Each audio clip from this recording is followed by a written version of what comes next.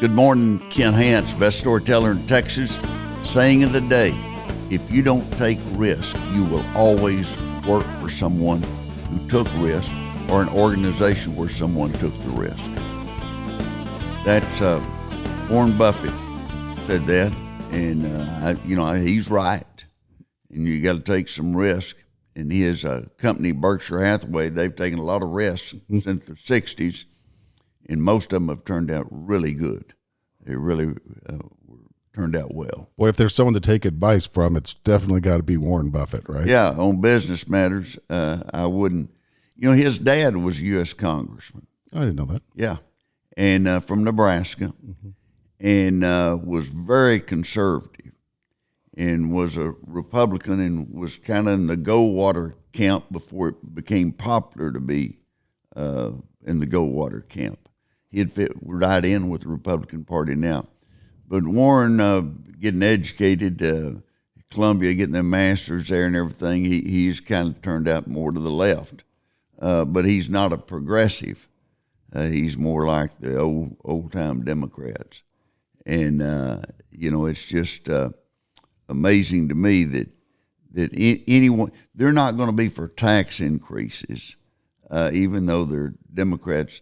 Rarely do they come out for a tax increase because they know that stifles the business economy, and that the more you tax something, the less you're going to get of it, and the more you subsidize something, the more you're going to get of it. So we go through a lot of things when it comes to tax and tax policy. Chancellor, can I say a real quick question? You said something interesting. You said one of the old-time Democrats. Is there a point in history where that changed? Can you pinpoint it? Or not pinpoint it, but a general era? No, I think it's been in the last 20 years that the progressives moved forward. And they are way to the left. You like Bernie Sanders. Bernie ran as a socialist and got elected as a socialist. And it says a lot about Vermont. But he got elected as a socialist, and it's been the squad in the House, AOC and the lady from Minneapolis, and they're progressives. They want to punish business, and they want to tax them into oblivion and take that money and spend it on social programs for who knows. It's like you've always said that in an election, you're going to get, if you're on the left, you're going to get beat to the left. If you're on the right, you're going to get beat to the right. That's what's happened. Yeah. That has helped the progressives immensely. And so in the last 20 or 30 years, you look at Schumer and you look at Dick Durbin, the two leaders for the Democrats, they have been traditionally liberal Democrats. But every once in a while, they'll have some idea that gets pushed in on them from the progressives that's really way out there. Another example, defund the police. I mean, that's something that did not come out of the Republican Party or Democrat Party or whatever. That came out of the progressives, and the Democrats jumped on it, and they liked it. And then some of them started getting beat, and some of them they did away with funding for the police, and crime goes up, and so there's downside to those, and a lot of them had that issue made against them in campaigns, and they've backed away from being out there and the Democrats saying defund the police. They certainly gave the Republicans something to run on. They jumped on it. Yeah. Anytime someone comes up with some issue that the other side may see it as this is a big deal. We need to, get this one way out there and push it hard. One thing I wanted to mention, a week ago Sunday, on February the 11th, we had a memorial service in the chapel at Texas Tech for Gage Ingram. And Gage was a 2019 graduate of Texas Tech. He went into the military, went into the Navy, and became a Navy SEAL. And he was in the Arabian Sea, and they boarded a ship that they thought that had a lot of weapons on it going to Yemen, and his ladder was cut loose, and so was another guy. One jumped in to save the other, and they both drowned. And they have not recovered the body. We had the memorial service there, and his mother, Christy Hughes, was there, and really a sweet lady. His dad, Chet Ingram, is originally from Quanah, Hardeman, but both of his parents went to Texas Tech. His granddad was sheriff in Hardeman County, Quanah, up between Vernon and Amarillo, and was there as sheriff for 24 years, and his uncle is now county judge there. And his family's always believed in community service, and he wanted to serve his nation, and he made up his mind as young person that he wanted to be a Navy SEAL, and he was able to accomplish that. There were over 20 SEALs came in for the service. It was a sweet service. I just wish every member of Congress, our congressman, Jody Arrington was there, but I wish every member of the House and Senate could have seen that. And with his buddies from high school and his buddies from college, and boy, it's an all-American group. Mm-hmm. And he loved his country. He was fighting for us, and I set out to raise money for a scholarship, $100,000 endowed. I gave $10,000 and got some of my friends that were on the board to give 10, and we've raised 85 in less than 2 weeks. I think we'll go way over 100,000. We're planning some other things, and it was a sad deal. There was hardly a dry eye anywhere in the congregation that was there honoring him.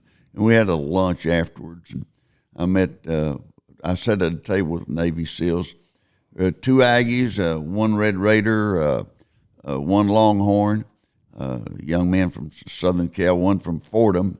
I said, the Rams, and he was surprised that I knew their mascot. Said that's where Vince Lombardi went to school.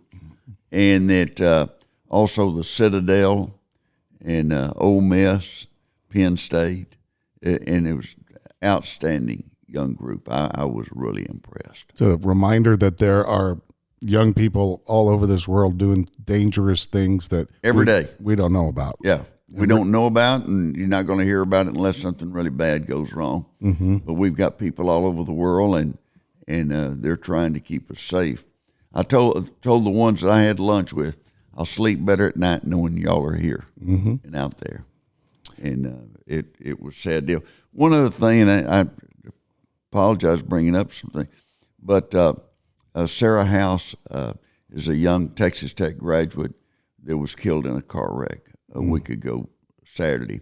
She and her boyfriend were at a light waiting for the light to change, and a drunk came along in a big pickup and just hit them. Didn't brake, just hit them. And they think there's a woman driving, and they will solve this. And I've given money for a reward. And the driver left? The driver took off. Oh, and it's as of this recording. Took off on foot. Yeah, and has not been arrested. They do not know exactly who it is. They've got some suspicions. They're trying to find her. Oh, they will. And it'll just be a matter of time. Right. But it will happen. And the one they are suspicious has had DWI problems in the past, and had been caught with a child in the car riding, and while they were drunk. And so Sarah House was an outstanding Red Raider. We're proud of her, and she was loved by many, and we want to salute her. And our thoughts and prayers go out to her. We remind you to go through our past episodes, and also that we would love to hear from you. Chancellor Hance loves getting your email. He loves hearing from listeners, our old friends that maybe haven't reconnected with for a while. And if you have a favorite story from Chancellor Hance, because there's hundreds of them, I'm sure you've forgotten most of them. But if you have one and you'd like to rehear it, we would love to hear from you. Send us email. It's info@hancepodcast.com. Again, info@hancepodcast.com. podcast.com. I know you love hearing from people that are listening. I do. And some of them I hadn't heard from, in a long time. Some of them I don't know. Well, that's all right. You make a new friend. Yep. You make a new friend. Let's talk on a much, much lighter subject. Did you see that the inventor of the Pop-Tart passed away? Bill Post. He's working for Post Toasties. He didn't own it. He was working and invented the Pop-Tart. And it was a surprise. Young kids all over America wound up getting a dessert for breakfast. They liked that. And so they got a dessert for breakfast. And he was 96. And was proud of his team that put together the Pop-Tart. Seinfeld's coming out with a movie called The Untold Story of the Pop-Tart in May, and that guy was really looking forward to seeing the movie, but he won't. He'll be in the movie, but he won't, be able to watch the movie. Interesting story about Pop-Tarts is that Walmart always says in times of natural disaster and hurricane, when people fled the Walmart, the first thing they sell out of is Pop-Tarts. Yeah, because they're never going to go bad. Yep, they'll have something there. That's pretty funny. You mentioned Walmart, but at Walgreens in D.C., they got robbed every month for 6 months at about the same time. And the general manager and his nephew were in on it, and they were able to, break the crime story and arrest the people, and which is, it just shows how stupid criminals can be. But there was one instance where, in a separate instance, a guy got charged with a crime, and where you go to get your bond, where they take you to get your bond set, there's an ATM machine there so that you can get some cash put up for your bond. And this guy evidently looked it over and decided that, that's where you can get a lot of cash. So he jimmied the door in the video shows this. Jimmied the door and got in the building at night to rob the ATM in the jail. And he got caught. Shazam, who would ever think you'd get caught on robbing the jail? And he got caught, and his trial's pending, but he's probably going to get some jail time. How does the judge, when he goes bur a judge, keep a straight? Yes. Yeah. You did what? They had. I've mentioned this before. My son-in-law, Phil Sorrells, who's district attorney in Fort Worth now, when he was a judge, there was a kid for bond settings had on a T-shirt that said "wanted" in every state, and it was like women wanted him in every state. But he had the bailiff get the kid's driver's license. He ran a background check on him, and he was not wanted in every state, but he was wanted in one. So they arrested him on the spot. And, don't wear stupid T-shirts to court, and don't try to rob the jail. Right. I just shook my head when I read that one and said, boy, you talking about stupid criminals. There's a bunch of them. Did you see the one on Twitter of the judge? She says, Mr. So-and-so, you're charged with stealing a Dolphins jersey. And they pan to the defendant, and he's wearing a Dolphins jersey. People just, they don't think. I don't think. Yeah, look down that. Wow, look, where did I get that? How did that happen? By the way, Delta had a flight from Amsterdam. To Detroit. And maggots, about 2 hours out, there were maggots dropped out of the overhead bins onto people. And they started complaining everything. And someone had a fish, a dead fish they were trying to take back. And it had maggots all over it. And the maggots were and they turned around and went back. Oh, how'd that get through security? I don't know. If it's got maggots, it's got to have a smell. It's got to have something. What were they going to do with it? I don't know. Rotting fish above you. I feel bad. Somebody's always doing something really stupid. You think, what were they thinking? And the answer is, they weren't. They weren't thinking, or they wouldn't have done it. One other thing in reading, I like to read different stories and everything, but in South Carolina, 3 policemen were arrested for prank calls, and they were calling other law enforcement agencies and reporting a dead body had been found somewhere. And one time in the Texas Panhandle, there was a sheriff in one of the counties, and the chief of police at the county seat did not get along. And the chief of police was big on calling the news anytime he could. And the sheriff was in a doctor's office, and they had one of those skeletons, on the wall hanging out. And he asked him, where you get one of those? And the guy said, I've got one that we used to use, and you can have it. So he buried it not real deep in that town, and then had somebody call the chief of police and tell him there was a body buried such and such. Somebody, and the guy dug it up, and he called Channel 7 in Amarillo, and they covered it, and he's talking about, we're going to get this crime. And then somebody told him, it's, be careful, it's plastic. But he had already gone so far and sent it off, and the reporter was on top of it, and it came out, and he wasn't real happy about that. How long did he last after that happened? He was gone in a short period of time.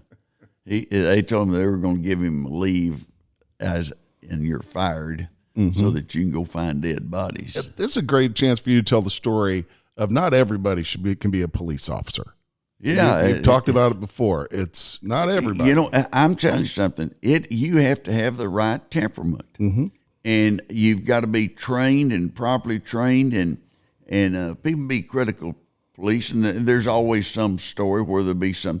There was one last week where a police car, they arrested a guy and they had him in the back of the car, and they were standing there talking, these 2 policemen, and an acorn fell out of a tree and hit the top of the car, and they thought it was gunfire. They thought he was shooting at them. They pulled out their guns and shot 20 times into the car and didn't hit him. They need to have some training on that. I mean, that's not good. But in this day and time, most of your police are really well trained, and they go through all kinds of scenarios. I still tell the story about in Dimmitt when Big John Johnson was looking in his closet, and there was a man in the closet, and he drove into town and got Sheriff Jack Cartwright and the chief of police, W.W. Jones, and they went out there with their guns and everything, and he told me he'd stay in the car while they went. He drew him a little map of where the intruder, which closet he was in. And they went in there, and about 10 minutes later they came out. He said, y'all get him? He said, Big John, what was that old boy wearing? He said he had on Levi's, kind of like mine, and boots kind of like mine. They said, well, he's changed clothes. He got on slacks like the sheriff's and shoes like the sheriff's. What do you mean? He said, it's a mirror.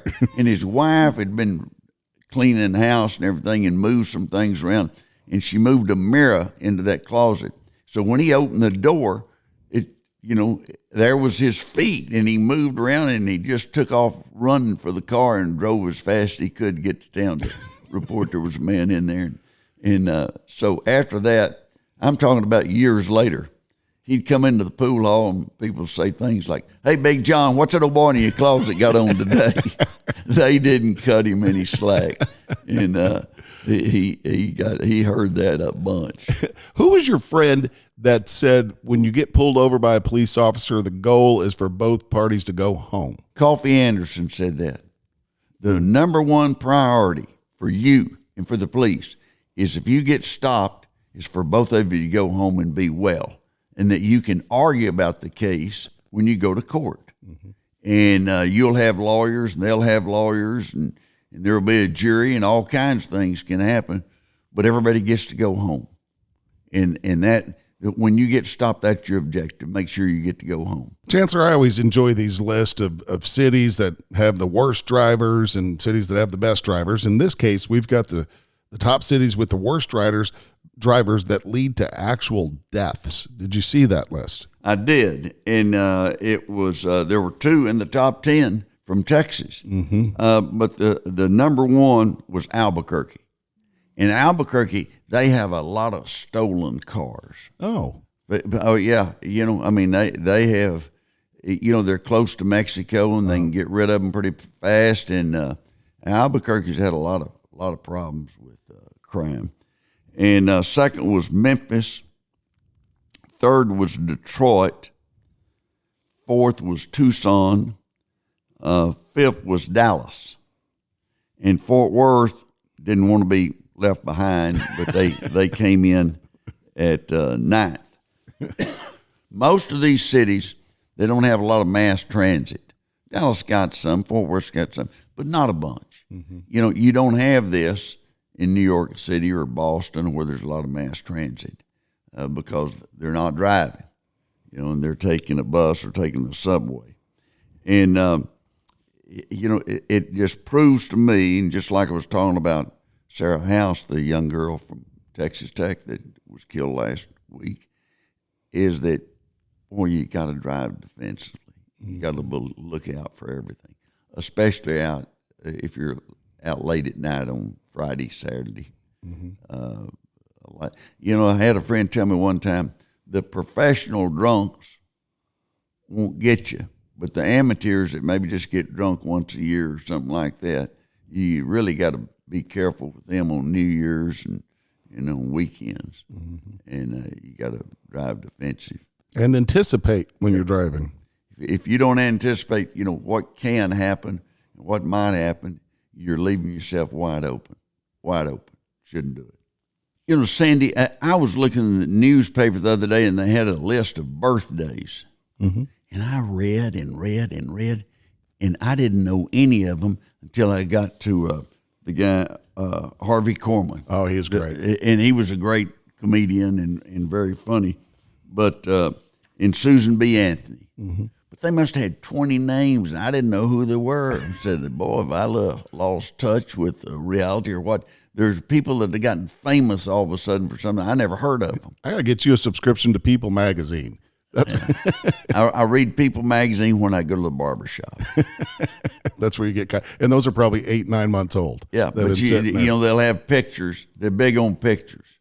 It's just like the ballot in Argentina. They had the candidate's name typed in, and had perforated ballots. And it showed their picture, and they'd been in the news and they'd run ads and everything.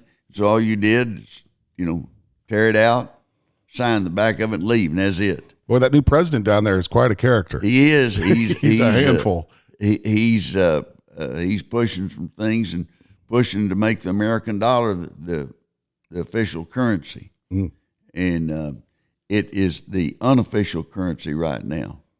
More American dollars in Argentina than any other country in the world except the United States. Chancellor, I have a question for you on a personal note that I think will relate to everybody listening.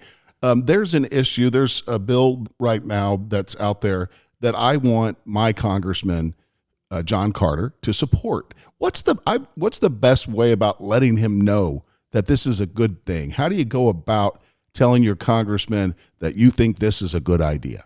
John Carter, they call him Judge because he was judge for many years. Judge Carter's a good member of Congress, and you'll get you can send him an email or write him a letter, and he will see it.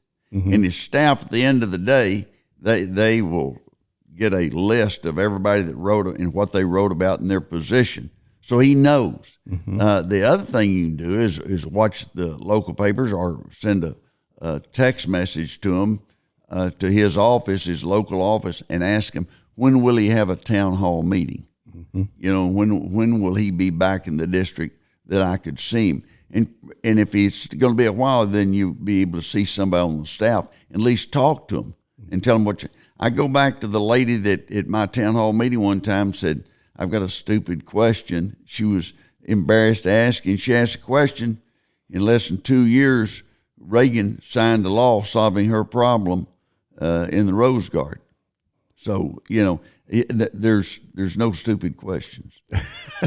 Is it something that you should, before you ask it in a town hall, should they know about ahead of time? No, not necessarily. I mean, your town hall meetings, I always say, don't call on the guy that has his hand up when you walk in the building. He's a nut. He's going to cause problems. Call on the local mayor or somebody that's going to thank you for coming, and then they'll ask a legitimate question, and then you can later call on him. Okay. But I think it's important. Town hall meetings, I always found out things at town hall meetings. Every once in a while you get chewed out. I had a lady chew me out one time. And she said, I guess I've ruined your day, and I apologize for ruining your day. I said, no, there's professionals in Washington, D.C.